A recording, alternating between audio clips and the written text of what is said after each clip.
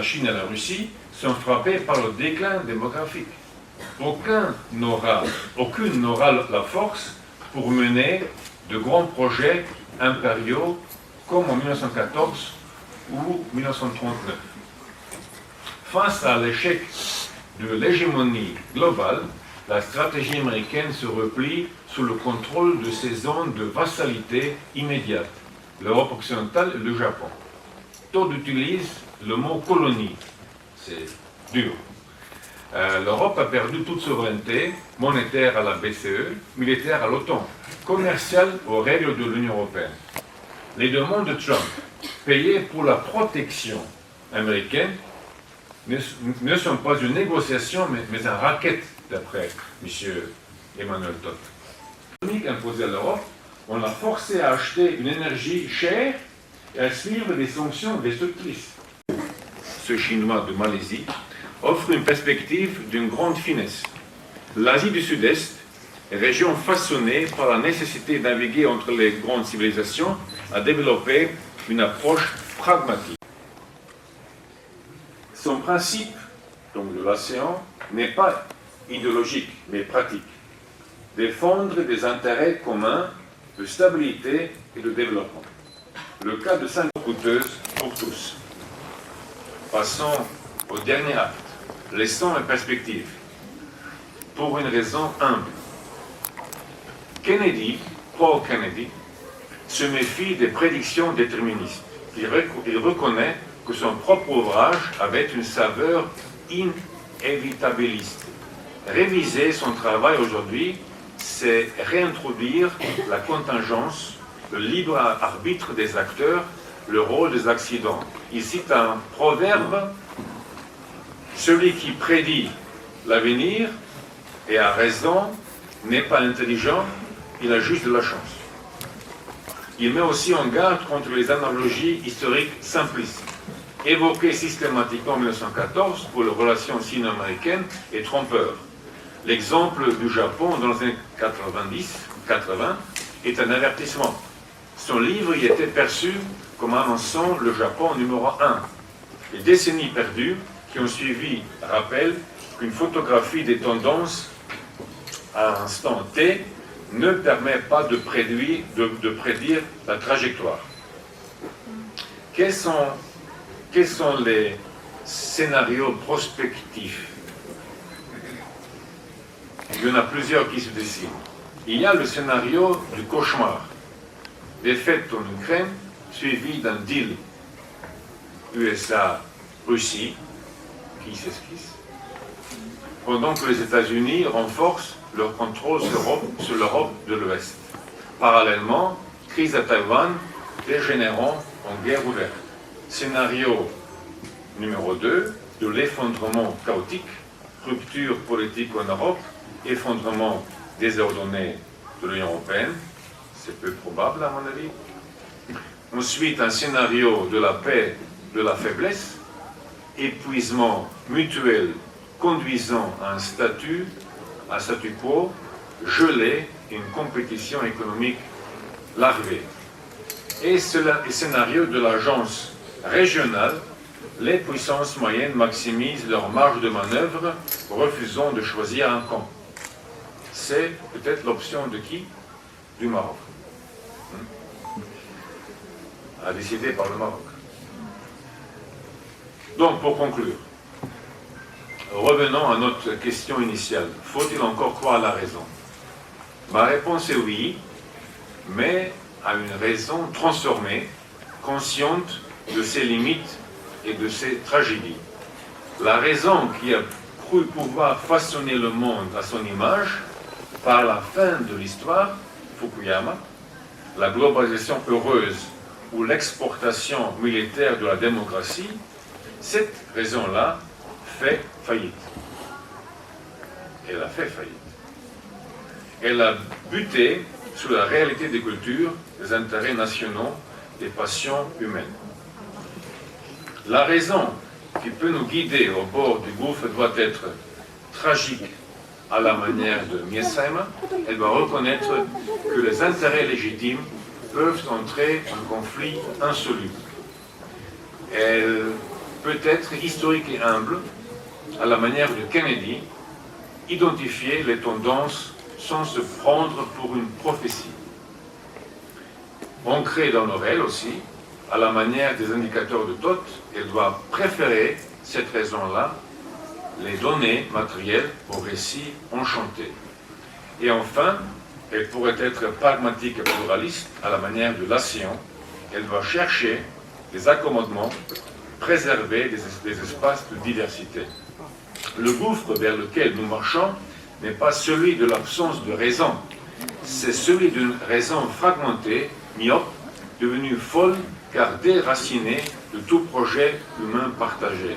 Croire encore à la raison, ce n'est pas croire qu'elle triomphera, c'est croire qu'il est encore possible, par un effort intellectuel et moral, de réconcilier les rationalités partielles, de retrouver un sens commun de la réalité et de réinventer un projet collectif qui ne soit pas fondé sur le mépris ou la prédation. Car l'alternative à cette raison vigilante et humble n'est pas l'irrationalité joyeuse, c'est la déraison froide des systèmes qui tournent à vide, des passions tristes qui remplacent le débat et des calculs impeccables qui nous mènent les yeux ouverts au désastre. Shukran. Diplomatique de haut niveau. L'éclairage que vous avez apporté aujourd'hui ne se limite pas à clarifier la thématique du débat, mais ouvre également de nouveaux horizons de réflexion et de contemplation. Nous vous exprimons toute notre gratitude pour cet apport intellectuel généreux. À présent, je donne la parole à l'audience. Si vous avez des questions, j'ouvre une liste pour l'inscription des intervenants. Monsieur le professeur Kovač, Madame l'ambassadrice, on est très heureux de vous recevoir ici aujourd'hui. Ma question, c'est la suivante.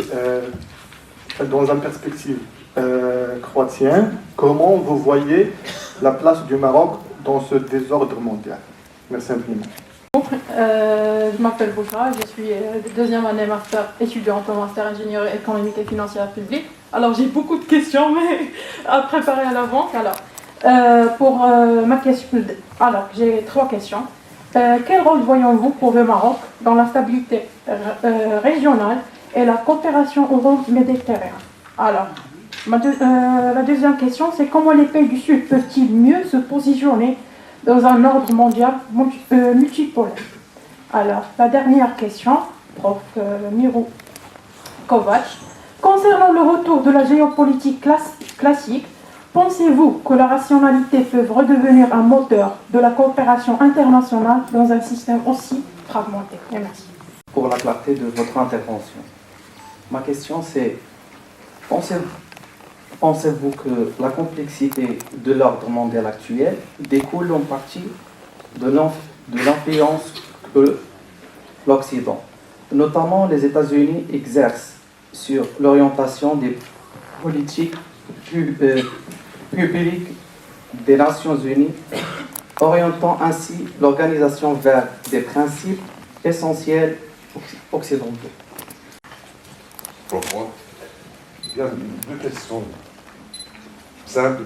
Emmanuel Todd, généralement, il est accusé d'être un pro-russe. S'appuyer sur Emmanuel Todd pour essayer de comprendre ce qui se passe dans le monde, est-ce que fait de M. Kovač un pro-russe? 2. Dans ses lectures de ce qui se passe dans le monde actuel, il y a ce qu'on appelle le retour des empires, des macro-États. Est-ce que cette perspective, est-ce que cette lecture, est-ce que cette grille d'analyse peut donner une synthèse à ce qui se passe aujourd'hui? Est-ce que c'est le retour des grands États? Est-ce que c'est le retour des grands empires? Et peut-être une troisième question. Alors dans votre acte 2, vous avez parlé de, en l'absence d'un gendarme, donc les grandes puissances essayent d'installer leur hégémonie régionale. Ça, c'est les grandes puissances. Maintenant, pour un pays tel que le Maroc, ou bien la Croatie, quelle stratégie? Merci. Rien. Par Monsieur le ministre. Alors, cette intervention pour moi a cassé beaucoup de frontières. Elle les a démantelées comme a fait la globalisation. Comment? Alors, passons par Emmanuel Todd, qui est démographe, économiste et historien, à John Mearsheimer, qui est le gourou du réalisme dans les relations internationales, passons par Galbraith, économiste hétérodoxe, Kennedy, et ce fameux chinois que j'aimerais bien le lire de la Malaisie. Ça a cassé toutes les frontières. C'est-à-dire, pour comprendre le monde actuel, les grilles d'analyse traditionnelles ne sont plus valables. Et je crois que nous devons réfléchir à un nouveau paradigme. Pour cela, j'invite nos collègues, dans les relations internationales, en économie, en management, à casser les frontières disciplinaires, à regarder beaucoup plus dans d'autres champs disciplinaires. Et je pense que cette intervention pourrait avoir un autre titre. C'est le monde de toutes les transitions. La transition démographique en Europe, au Japon, aux États-Unis et en Afrique ne produit pas les mêmes effets. On n'est pas au même stade. C'est-à-dire l'impact de la globalisation ne serait pas le même. Alors, face à ces transformations et ces transitions, des transitions aussi au niveau de la gouvernance globale imposent pour nous de réfléchir sur le futur d'un certain nombre d'États qui ne sont pas des puissances. Et je pense que, Monsieur le ministre l'a bien souligné, la guerre en Ukraine peut marquer un tournant, une autre transition, puisque certaines puissances, ou les paroles de certaines puissances, n'étaient même pas écoutées. Et le réalisme et la réalité a démontré autre chose dans les rapports de force, dans les équilibres globaux. Et pour moi, c'était beaucoup plus une transition vers une possibilité de réarmer l'Europe.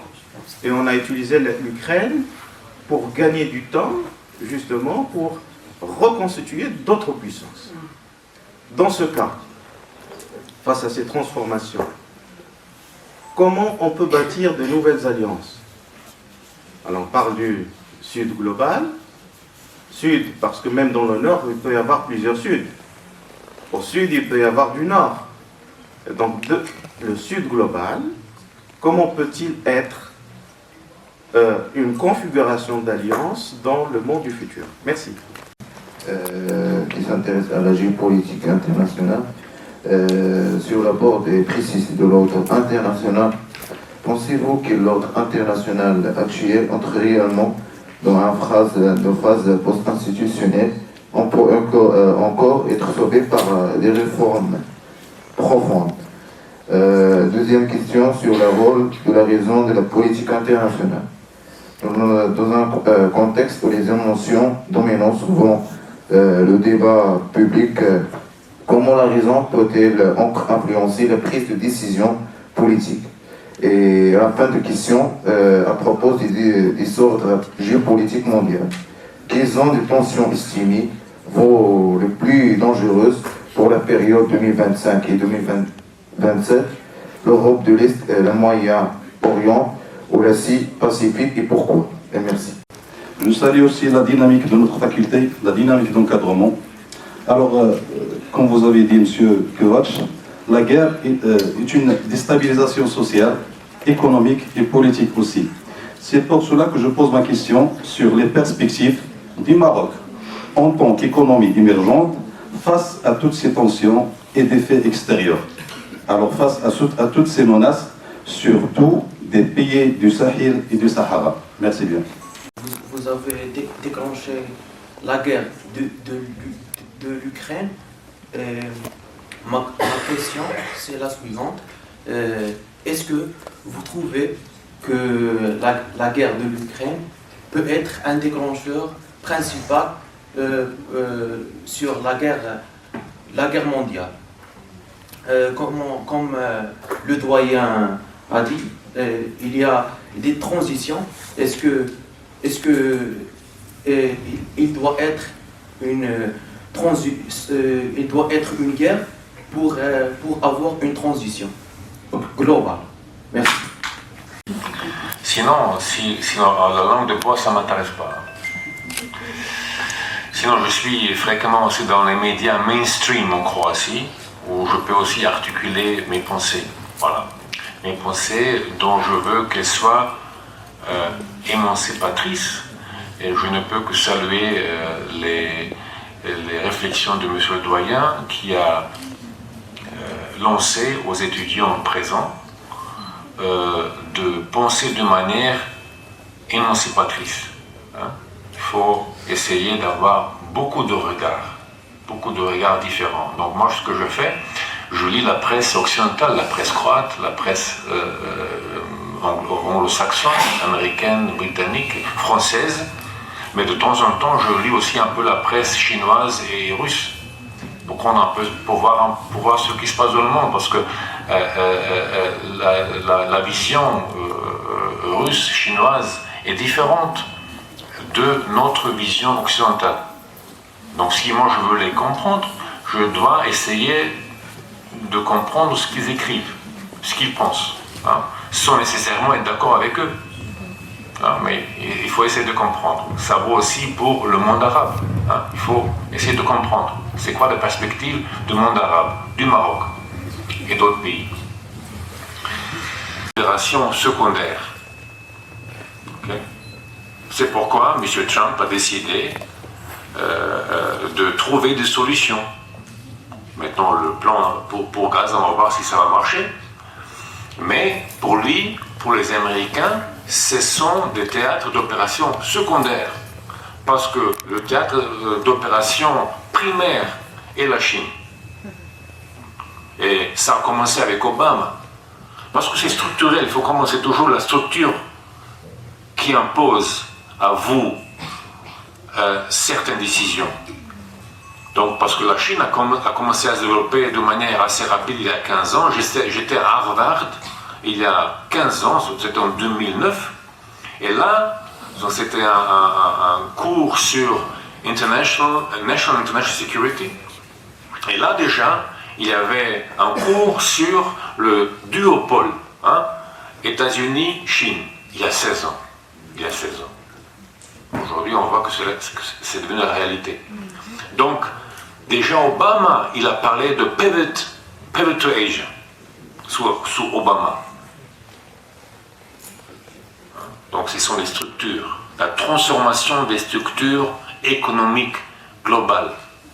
J'ai déjà dit dans ma conférence et aussi dans mon premier commentaire que c'est la structure, en fait, la délocalisation de l'économie américaine qui a fait en sorte que la Chine ait pu se développer de telle manière.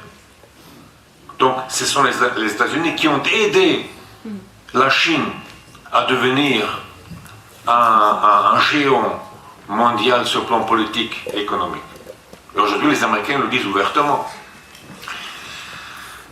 Donc, je ne pense pas que la guerre d'Ukraine aille provoquer une guerre mondiale. Une guerre mondiale pourrait être provoquée par la décision de la Chine de prendre Taïwan par la force, si les Américains s'y opposent. Le dernier contact téléphonique entre M. Trump et M. Xi, le président chinois, d'abord les photos, hein, il y a un mois, qui est dominant? Est-ce M. Trump ou est-ce M. Xi, hein? Regardez les photos un peu, chers étudiants. Vous allez comprendre. Apparemment, c'est M. Xi qui domine. Ce n'est pas M. Trump. Et M. Trump, il a dit qu'il viendrait en Chine au mois d'avril, alors que M. Xi, dans son communiqué de presse, ne mentionne pas cette visite-là. Il dit justement, on a parlé de la question de Taïwan. Mais pour nous, c'est stratégique.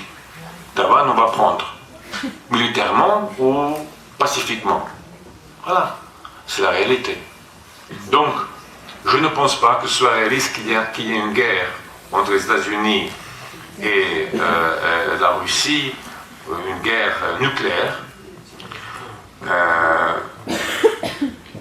Mais il y a le risque d'une confrontation entre la Chine et les États-Unis. Et là, il faut faire attention. Nous, on ne peut rien faire, nous, ici. Au Maroc, on ne peut pas influer sur ce processus, ni nous en Croatie.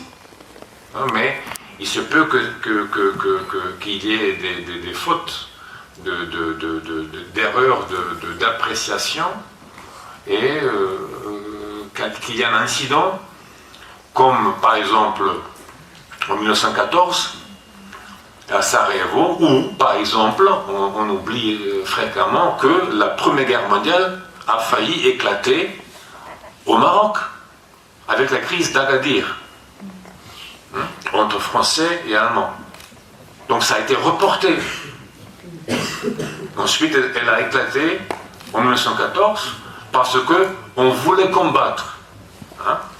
Et c'était un peu semblable.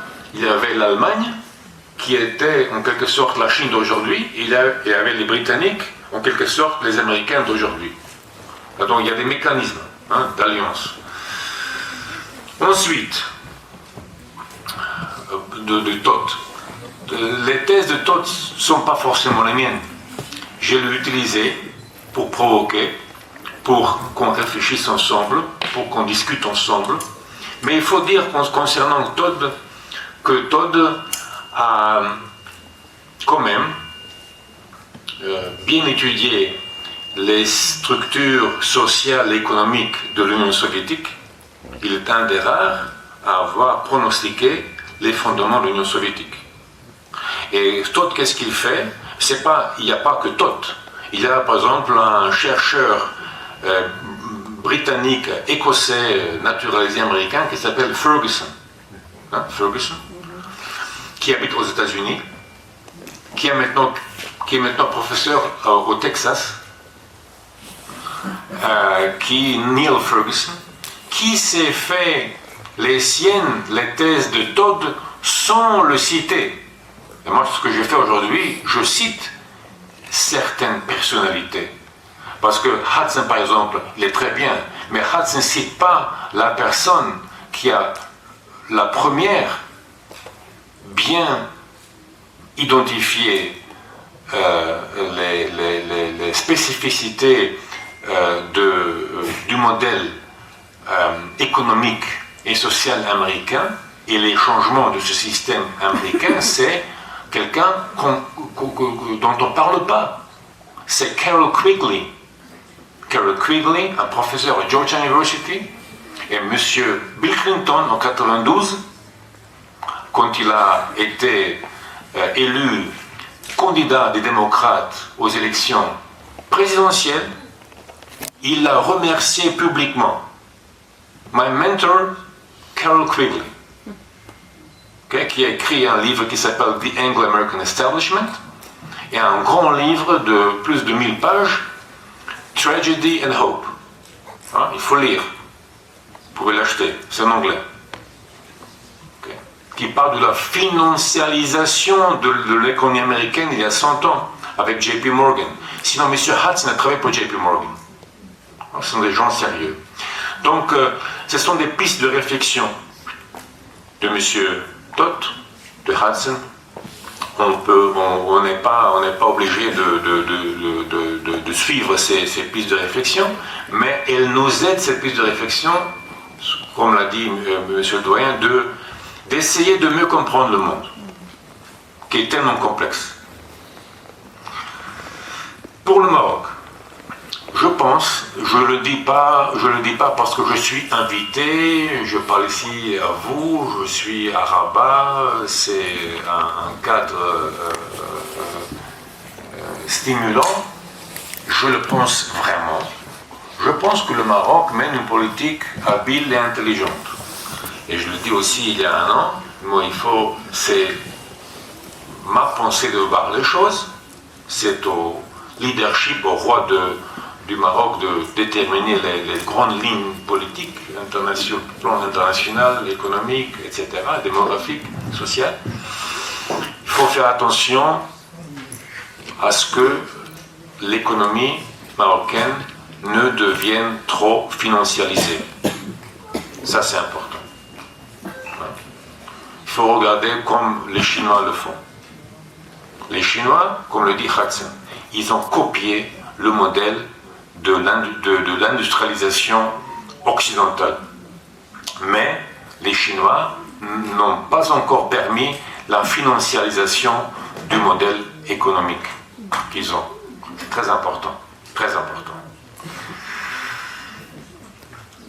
Que faire en tant que puissance moyenne comme le Maroc ou la Croatie en Europe, dans l'Union européenne? Il faut d'abord comprendre qu'on ne peut pas influer sur les relations entre la Chine et les États-Unis. On ne peut pas influer vraiment sur les relations entre les États-Unis et la Russie. Nous sommes membres de l'Union européenne, la Croatie, membres de l'OTAN. Alors vous voyez que M. Trump, il envoie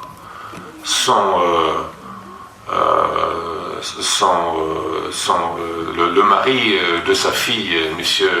Kushner, en Russie, qui est accompagné de son ami new-yorkais Witkoff. Okay. M. Rubio ne vient pas en Europe à la rencontre des ministres de la Défense des pays membres de l'OTAN pour ne pas s'exposer à leurs réflexions, à leurs idées concernant le règlement du conflit. Et les négociateurs américains ne s'arrêtent pas en Europe pour débriefer leurs collègues européens de ce qui s'est passé, de ce qu'on a discuté en Russie. Donc, un règlement est possible sans les Européens, sans l'Allemagne, sans la France, sans les grands pays, sans la Grande-Bretagne, qui est membre de l'OTAN, pas membre de l'Union européenne. Donc, il faut être réaliste. Donc, pour le Maroc, créer des partenariats régionaux, comme le Maroc le fait, et bien sûr respecter la force des États-Unis, qui sont toujours la force principale dans le monde, mais en même temps, essayer de ne pas faire les erreurs économiques qu'ont fait certains de nos amis dans le monde occidental. Voilà, donc éviter la financiarisation de l'économie. La production, c'est important. Les Allemands, ils sont toujours assez forts parce qu'ils ont une production. Mais cet organisme à Vienne que j'ai mentionné, donc UNIDO, United Nations Industrial Development Organization, donc leur pronostic, dans 5 ans, je répète, la Chine, 45% de la production manufacturière du monde, les États-Unis, 11%, l'Allemagne, 6%. Vous voyez comment ça change? Aujourd'hui, les voitures allemandes représentent 5% du marché automobile chinois. Je répète, 5%. Les Chinois achètent des voitures chinoises. La Porsche Taycan a une concurrente de Xiaomi. Xiaomi, il y a 4 ans, ils ont commencé à produire des automobiles. Donc, ce sont des téléphones mobiles. Xiaomi a une voiture qui est une concurrente pour la Porsche Taycan. C'est la réalité. Une bonne voiture qui est plus rapide que la Porsche Taycan. Ça change. Le Sud global, oui, le Sud global. Je veux dire, pour le Maroc, il est normal qu'on soit lié au Sud global parce qu'on est en Afrique. Mais comme j'ai déjà dit, il faut respecter la répartition des forces globalement, c'est-à-dire les États-Unis, il y a un bon partenariat, comme nous en Croatie, on l'a aussi. Mais il faut tout faire pour éviter certaines erreurs que certains de nos amis occidentaux ont fait. Il faut, et là où Todt, qui est athéiste, donc il est athéiste, Todt, il n'est pas croyant, il dit que le stade 0, c'est la catastrophe pour une société. Et donc il faut un socle de croyances et valeurs collectives. C'est très important. S'il n'y a plus ce socle, on devient une société vide de projets. Donc c'est un athéiste qui le dit, pas un croyant. Il est d'origine juive, monsieur Todt, mais il dit clairement ce qu'est aujourd'hui un des problèmes de la France. Pas seulement de la France, en Allemagne. Le premier groupe est représenté par les athées. Le premier groupe. Donc il y a plus d'athées en Allemagne que de chrétiens. L'Allemagne de l'Est, elle est complètement déchristianisée. Comment ça change? Donc, comment intégrer de nouvelles populations dans une société qui est, dans une grande partie, vidée de croyances et de valeurs collectives? Il faut faire attention à ça. Donc, il faut de bons social engineers. Comment créer une société cohérente, stable, où les gens croient en quelque chose, une société qui n'est pas seulement individualiste. Et tout ce qu'on a vu aussi aux États-Unis sur le campus et aussi en Europe avec les trucs, les histoires de gender, et tout ça, c'est quelque chose de destructeur pour la civilisation occidentale. Et donc le Maroc ne peut qu'apprendre de ces erreurs-là, ne pas commettre les mêmes erreurs. Ça s'applique aussi à la Croatie. Nous sommes un pays ouvert, il y a pas mal de migrants en Croatie, mais il faut faire attention. S'il y a trop de migrants qui n'ont pas de travail, vous avez un problème. Vous avez des jeunes hommes qui sont jeunes, qui sont forts, qui n'ont pas de travail, qu'est-ce qu'ils font? Ils font des bêtises, c'est normal. C'est naturel. C'est comme dans l'armée. Vous avez des soldats, mais il faut qu'ils fassent quelque chose. Parce que s'ils n'ont pas de travail, s'ils n'ont pas de tâches à exécuter, ils vont faire des bêtises. Donc, il faut apprendre des erreurs de nos partenaires et de nos amis. Ça s'applique non seulement à la Croatie, mais aussi, si j'ose le dire, à nos amis marocains. Est-ce qu'il y a encore quelque chose à quoi je n'ai pas répondu? Les empires. Donc, le principe primordial, ou le principe primordial du fonctionnement de l'homme, c'est quoi? C'est la volonté de puissance.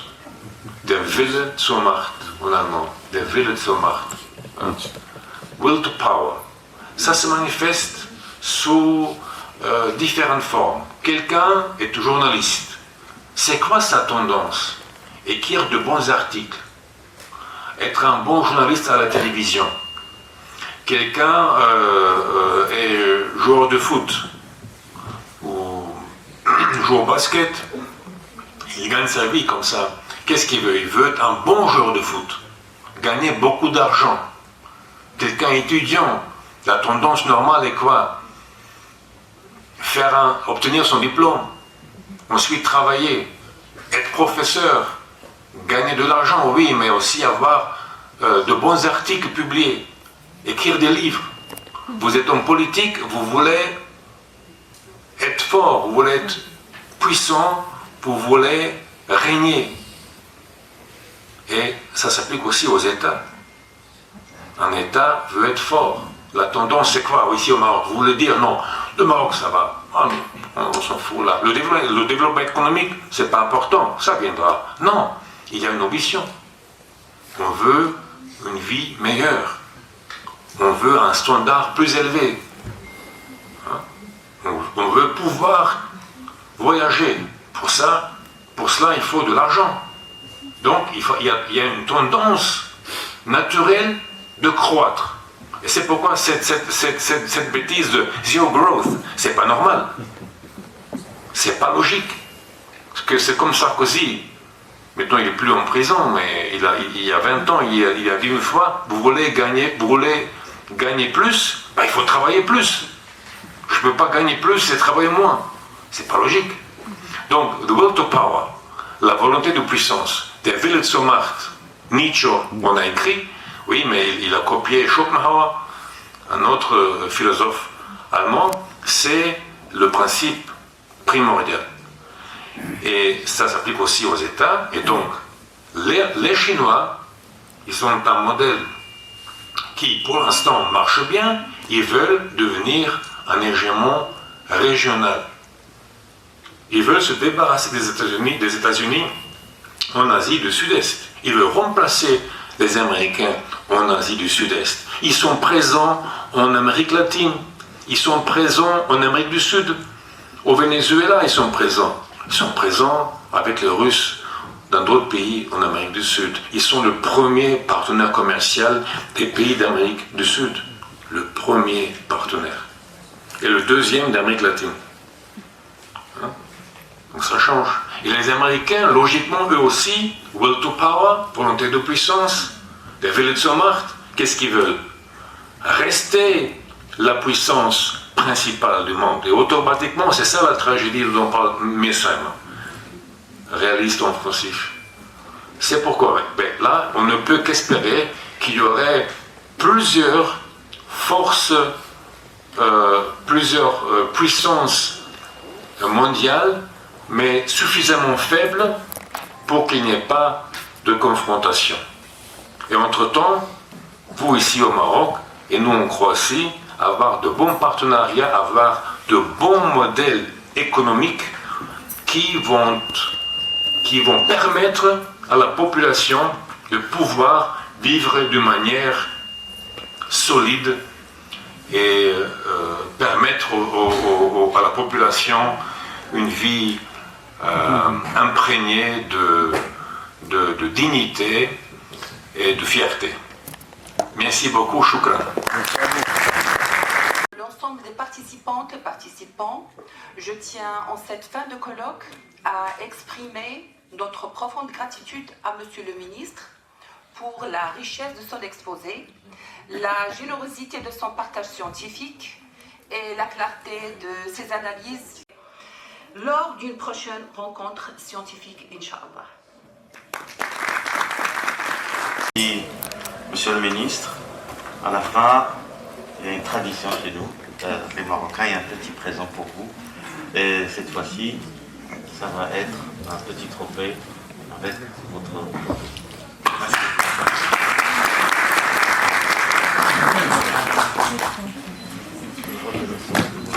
Belle photo, hein? Ah ben oui. Merci. Voilà.